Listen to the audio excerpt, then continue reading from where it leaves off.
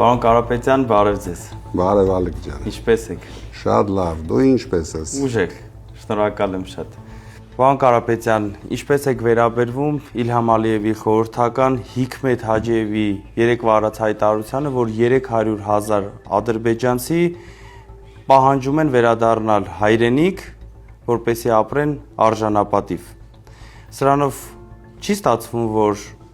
նրանք փաստում են, որ ունեն օրակարգում հարց 300,000 ադրբեջանցու վերադարձ Հայաստան։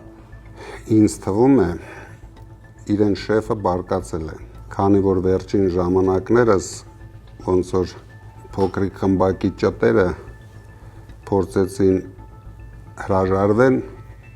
այդ մտքից, սկսեցին հայտարարություն անել, որ այդպիսի բան չկա, որ մենք մեզանից ենք դա ասում, դրա համար ինձ թվում է իրեն շեֆը բարկացել է, իր խորհրդականի միջոցով զգուշացրեց, որ խելոք մնացեք, ծեններդ կտրեք, դուք չեք որոշում, մենք ենք որոշում, դա առաջի զգուշացումն էր։ Ես անհանգստություն ունեմ, որ եթե շարունակեն հրաժարվել, նույնիսկ գործողություններ կլինեն։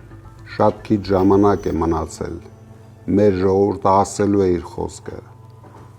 մենք գալով իշխանության, միանգամից այդ խոսույթը վերացնելու ենք, ինչքան էլ փորձեն հրաժարվեն, որ այդպիսի բան չկա։ Համենայն դեպս Փաշինյանը, ես ինչպես տեսնում եմ, չի հրաժարվում։ 300,000 ադրբեջանցիներ արդեն պատրաստվում են ներխուժեն Հայաստան,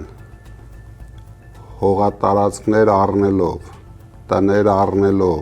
բոլորը արդեն գիտեն, որ իրենց համար ազատվում են գյուղեր, դպրոցներ, մանկապարտեզներ։ Հայաստանի չքնաղ բնությունը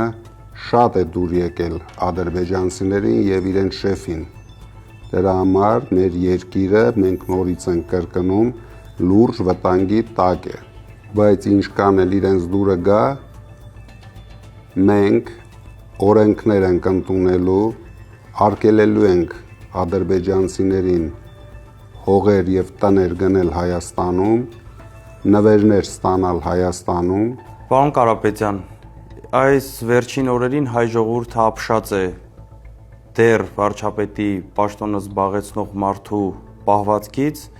այս լկտի պահվածքը հատկապես դրսևորվում է կանանց նկատմամբ, կարճ ասած հայ տղամարդուն ոչ վահել պահվածք է։ Ինչ եք կարծում, ինչու է նա կորցնում իր ինքնատիրապետումը եւ ինչով է դա պայմանավորված։ Դա պայմանավորված է առաջերտին դաստիարակությամբ։ Ես տպավորություն ունեմ, որ փոքրիկ խմբակի դաստիարակությամբ զբաղվել են գորշ գայլերը։ Միայն այդ դեպքում կարող են մարդիկ թույլ տալ իրենց այդպիսի պահվածք մեծերի նկատմամբ, կանանց նկատմամբ, նույնիսկ երեխաների նկատմամբ։ Մենք վերականգնելու ենք հայ կնոջ արժանապատիվ կերպարը։ Նույնիսկ ես վստահ եմ գալու է ժամանակ, որ հայ կինն է ղեկավարելու Հայաստանը։ Մեր ժողովուրդը հունիսի 7-ին պետք է իր խոսքը ասի այս ծանր երևույթների նկատմամբ։ Փաշինյանը վազվզելով փողոցներում հայտարարություններ է անում եւ ասում է, որ պետությունը մնալու է ձեր կոկորդին։ Ինչ կարծիք ունեք այս մասին։ Ավելի լավ է պետությունը մնա իմ կոկորդին, քան այս փոքրիկ խմբակը մնացել է 10 միլիոն հայության կոկորդին։ Եվ շատ շուտով ես վստահ եմ հայ ժողովուրդը իր կոկորդից դուրս է շպրտելու այս անիմաստ, անկարող, թույլ, հոգեկան խանգարումներ ունեցող մարդկանց։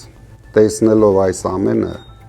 ճիշտն ասած ես փոշմանել եմ իմ առաջարկությունից։ Իմ աշխատավարձ այդ 1 դրամը այլևս չեմ տալու վարչապետին։ Իրենք պետք է մնան անգործ, անաշխատանք, որ հիշեն իրենց անցյալը եւ իրենց տված վնասները մեր երկրին եւ մեր ժողովրդին։ Եվ դրա համար մեր ազգին պետք է համար 3։ անպայման։